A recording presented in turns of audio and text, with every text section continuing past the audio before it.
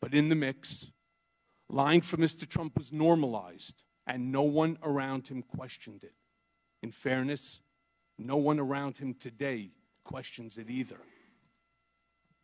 A lot of people have asked me about whether Mr. Trump knew about the release of the hacked documents, the Democratic National Committee emails, ahead of time. And the answer is yes. As I earlier stated, Mr. Trump knew from Roger Stone in advance about the WikiLeaks drop of emails.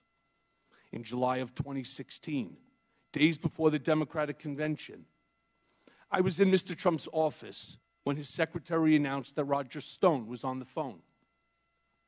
Mr. Trump put Mr. Stone on the speakerphone. Mr. Stone told Mr. Trump that he had just gotten off the phone with Julian Assange, and that Mr. Assange told Mr. Stone that within a couple of days, there would be a massive dump of emails that would damage Hillary Clinton's campaign. Mr. Trump responded by stating to the effect, "Wouldn't that be great?" Mr. Trump is a racist.